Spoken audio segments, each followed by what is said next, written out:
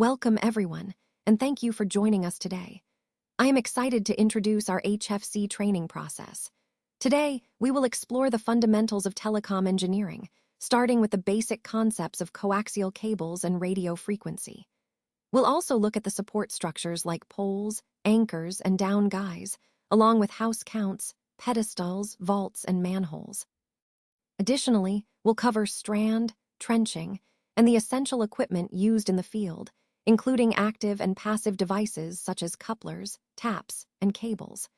We will also discuss directional couplers and splitters, providing a comprehensive overview of the HFC network. This session is designed to give you a solid understanding of the key components and processes involved in telecom infrastructure. So let's get started. Now, let's take a closer look at the basic coax workflow shown in the diagram above. As you can see, one of the key components here is the support structures. In the telecom field, we rely heavily on these support structures because they serve as the foundation for attaching all kinds of equipment. Essentially, everything, from the cables to the devices, is bonded or securely attached to these structures. This ensures stability, safety, and organized management of the equipment. So, understanding how these support structures work and their role in the overall system is crucial for maintaining an efficient and reliable telecom network. This slide doesn't contain enough information. That's why we're moving to the next slide.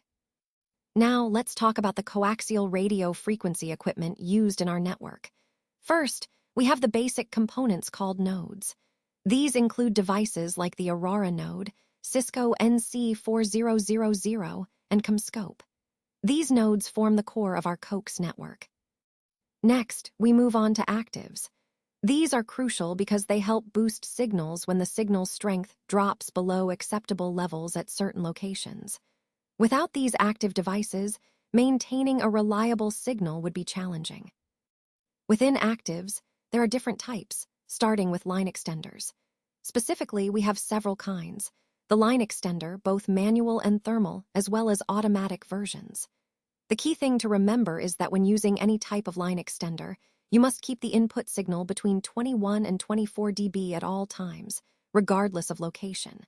Also, your active pad should always be within the range of 1 to 15. These actives typically have one output, and when you're moving in one direction, these conditions are essential to ensure proper signal quality. All these active devices provide up to 52 dB of output signal at 1 GHz frequency, but the actual output can vary depending on the frequency. It's also important to note that the choice of active device depends on the environment. For aerial setups, we use thermal or automatic line extenders, but if we're underground, we prefer manual or automatic line extenders. This ensures optimal performance tailored to the specific conditions of the installation site. When I look at the field, these actives appear as shown in the screenshot here. Similarly, when I check on SpatialNet or AutoCAD, they look quite similar, giving us a visual confirmation of the setup.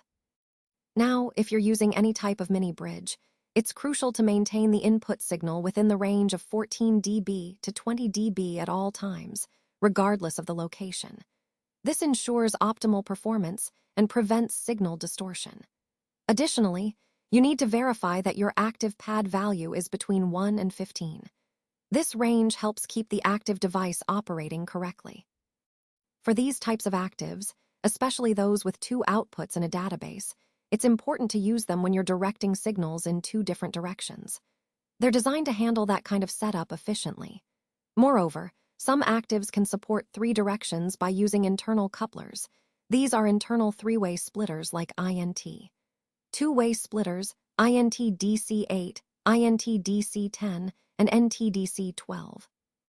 All of these actives provide around 52 dB of gain at 1 GHz per output signal, but keep in mind that the actual output can vary depending on the frequency.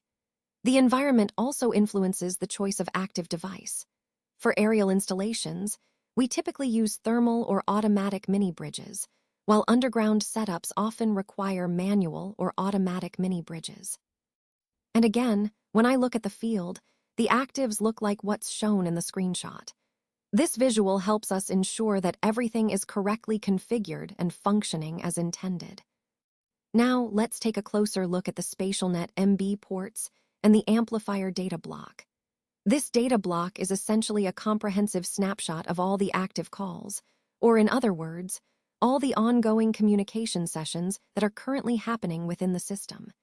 Think of it as a dashboard that provides all the necessary details about each active call, giving us real-time insights. It's important to understand this because it helps us monitor and manage the system more effectively.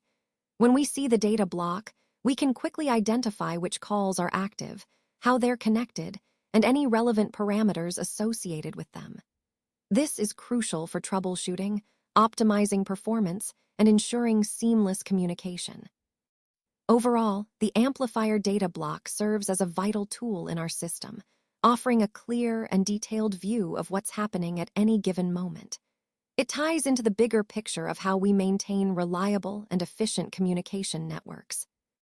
Now, let's move on to slide 7, where we focus on passive devices, specifically couplers, used in coaxial networks.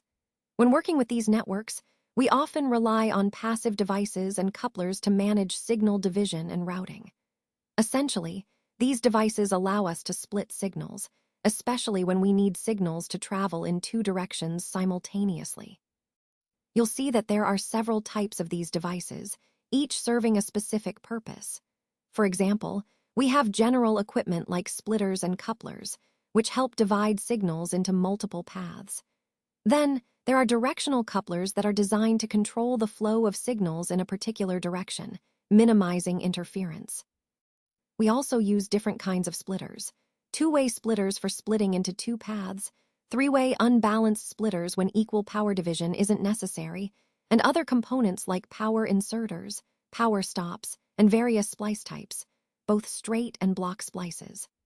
Line and self-terminators are crucial for ending lines properly and preventing signal reflections.